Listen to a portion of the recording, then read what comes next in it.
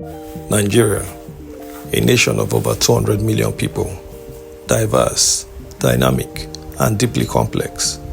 But beyond its diversity lies a fascinating divide, not of conflict, but of philosophy. Two regions, two models of development, two completely different ways cities come to life.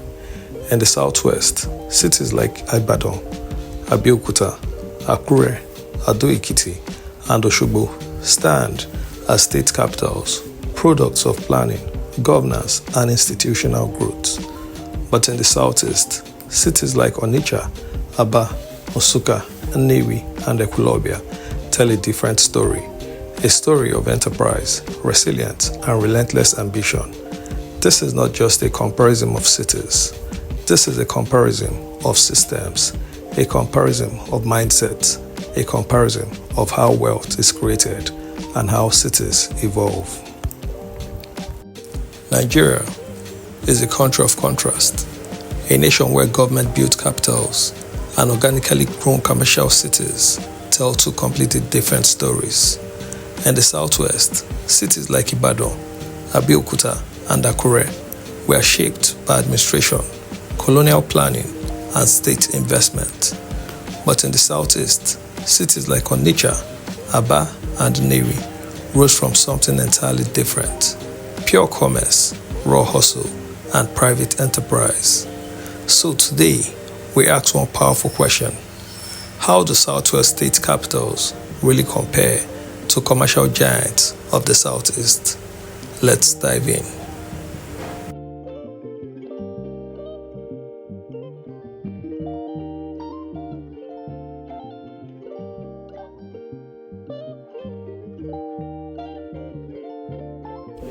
Welcome to Onitsha, a city where the air itself feels charged with opportunity. From the moment dawn breaks over the River Niger, the city awakens, not slowly, but explosively. Buses arrive, traders unload goods, voices rise, and within minutes, the city transforms into a living, breathing marketplace. At its core lies the famous Onitsha main market, often described as one of the largest markets in Africa. But numbers don't tell the full story. This market is not just large, it is intensely efficient. Goods flowing from Lagos ports, from China, from across West Africa, and within hours, they are redistributed across Nigeria. From Sokoto to Port Harcourt, from Abuja to Uyo, Onitsha supplies them all. Here, young boys arrive as apprentices, often with nothing but hope. Years later, they leave as business owners, wholesalers, and millionaires. No government program, no formal training system, just a powerful time-tested model. Learn, serve, grow, own. But with this power comes chaos, traffic congestion, overcrowding, infrastructure strain.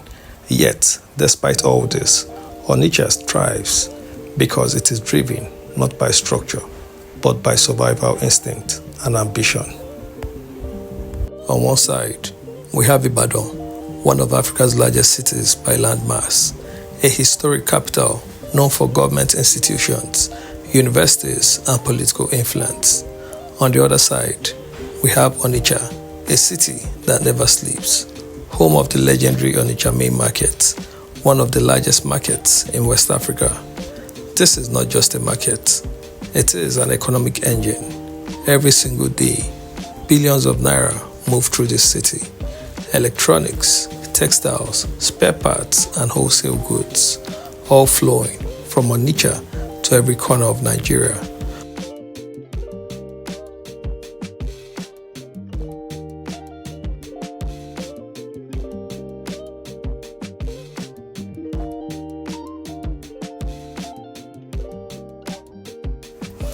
Now we move westward to Ibadan, a city that carries history like a crown.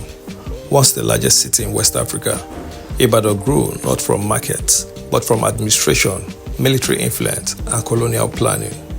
Its roads stretch wide, its neighborhood expand endlessly. Unlike Onitsha's compressed chaos, Ibadan breathes. At the heart of the city lies institutions like the prestigious University of Ibadan, a symbol of academic excellence in Nigeria. Government offices, secretariats, and educational institutions define the city's rhythm. Here, life moves differently, more measured, more structured, and more predictable. Ibadan does not rely on aggressive trade. Instead, it thrives on public sector employment, education, institutional stability. It is a city built to endure, not to explode. But this stability comes at a cost. While Onitsha pulses with economic urgency, Ibadan sometimes feels slower. Yet, its strength lies in something deeper: longevity and structure. While Ibadan dominates in size and population, Onitsha dominates in trade intensity and cash flow.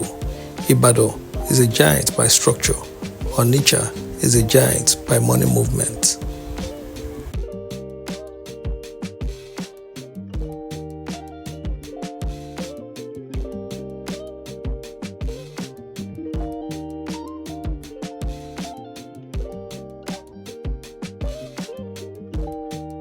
Welcome to Aba, a city that refuses to wait. Here, survival is not optional. Innovation is not planned. It is forced. Walk through Aba and you will hear the sound of production everywhere. Machines humming, leather being cut, shoes being stitched. This is not industrialization driven by billionaire corporations. This is grassroots manufacturing. From the famous area markets to clusters of local industries, Aba produces footwears worn across Nigeria, school uniforms, bags, belts, and garments, and increasingly high-quality goods that compete internationally. What makes Aba unique is not just what it produces, but how it produces, with little support, with minimal infrastructure, with maximum determination. Power supply is inconsistent. Roads are often strained, yet the city continues to produce, to adapt, to evolve. Aba is not polished, but it is powerful and beautiful. Welcome to Aba, often called the Taiwan of Africa. This is a city where industries were not built by governments, but by ordinary people. From Aba leather products, garments and fashion, to footwear manufacturing, Aba produces goods that are sold across Nigeria and beyond.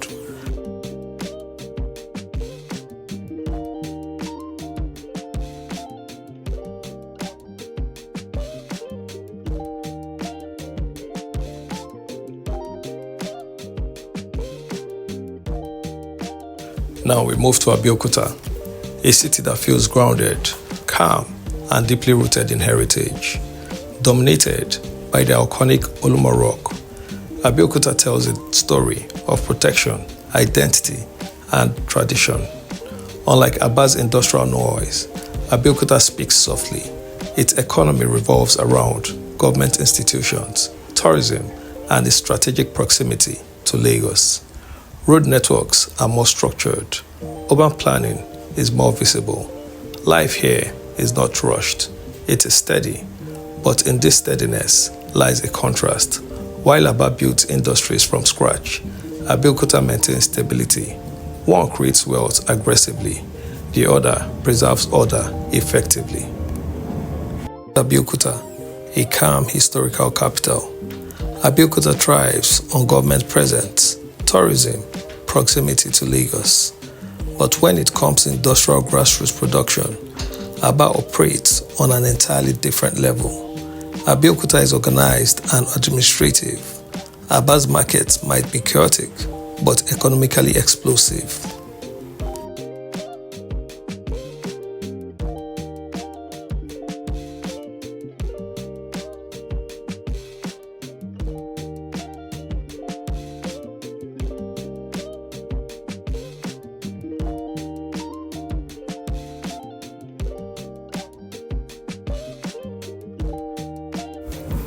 Now we move to Nsukka, a town built around intellect, home to the prestigious University of Nigeria, Nsukka.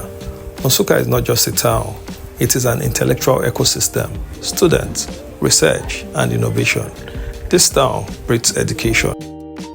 Welcome to Nsukka, a town defined by one powerful institution, University of Nigeria, Nsukka. Here, the economy is not built on goods, it is built on ideas. Students flood the town every year, bringing life, energy, and constant movement. Bookshops line the streets, hotels expand, cafes thrive. Everything here revolves around learning. Nsukka produces academics, professionals, and innovators. But unlike Aba or Onitsha, its economic output is not immediately visible. It is long-term. Knowledge takes time to translate into wealth, yet its impact is undeniable. Because nations are not only built by traders, they are built by thinkers.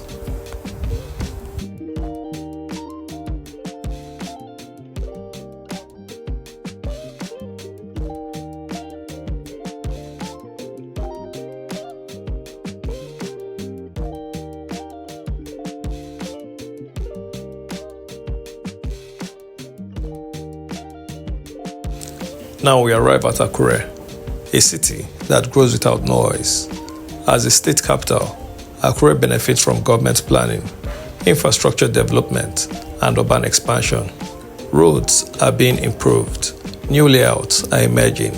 Unlike the explosive growth of commercial cities, Akure evolves gradually. But this gradual growth has its advantage: stability, order, and sustainability. Akure may not dominate headlines, but it is building something that lasts. Across the divide is Akure, a growing capital city with structured development, good road networks, and administrative expansion. Akure represents stability, urban planning, government-driven growth, while Nsukka represents knowledge economy, youth population, and academic influence. Akure grows through government, Nsukka grows through education and ideas.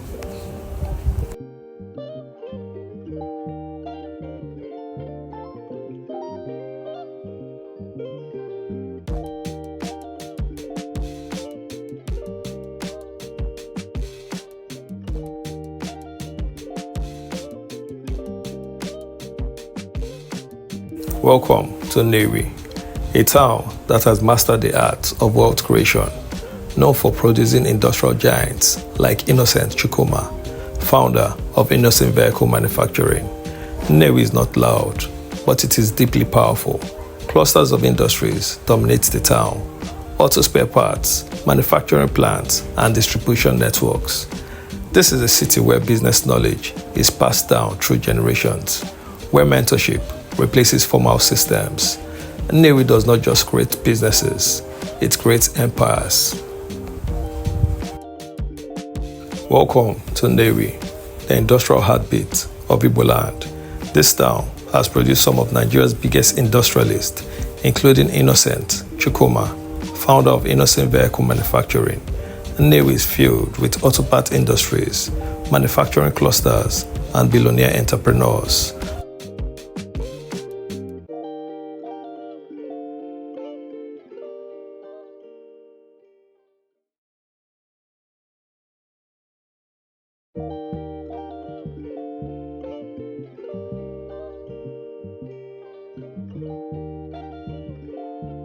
Now to Ado-Ekiti, a city where education is not just valued, it is revered. Known as the fountain of knowledge, Ado-Ekiti produces some of Nigeria's brightest minds. Its economy revolves around universities, civil service, government activities. Unlike Nnewi's industrial dominance, Ado-Ekiti is building an administrative capital. Now compare that to Ado-Ekiti, a state capital known for education, civil service, and government institutions. Ekiti produces scholars, Nnewi produces industrialists. Ekiti is knowledge-driven, Nnewi is wealth creation-driven.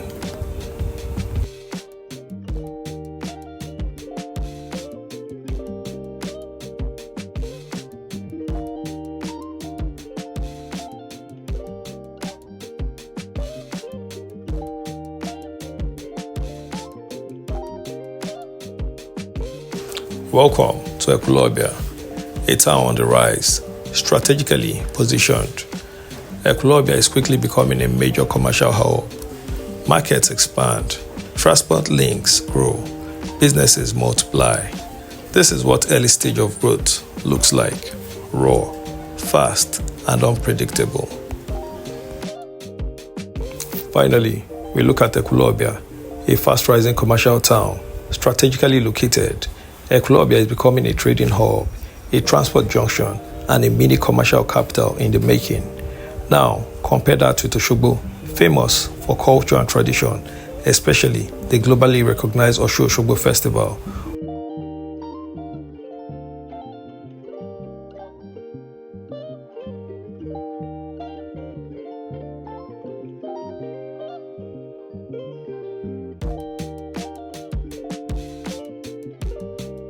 Finally, we arrive at Oshogbo, a city where culture defines identity, home of the sacred Oshogbo festival. Oshogbo stands as a symbol of heritage. Its strength lies not in industry, but in history, tourism, and tradition.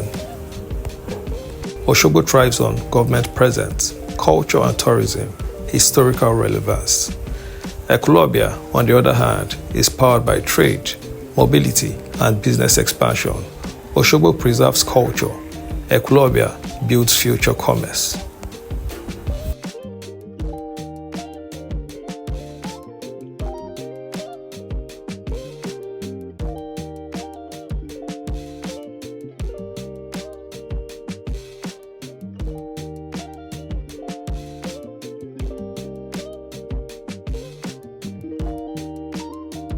So what does this comparison really show? It reveals two different models of development in Nigeria. Southwest model, government-led growth, planned capital cities, and administrative strength. Southeast model, private sector-driven growth, market-based expansion, and entrepreneurial dominance. Neither is wrong, but one thing is clear. When government build, cities grow gradually. When people build, cities grow aggressively. And perhaps the future of Nigeria lies in combining both models. So as we have seen, some cities are built by government, others are built by people. Some grow through planning, others grow through pure survival and ambition.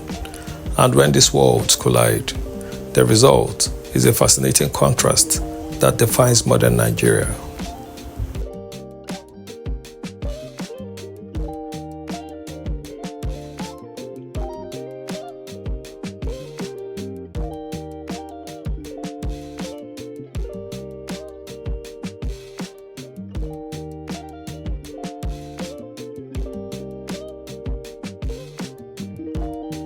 So what have we learned?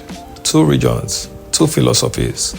Southwest builds through its dependence on government structures. Southeast builds through survival and enterprise. But the real future of Nigeria lies in combining both.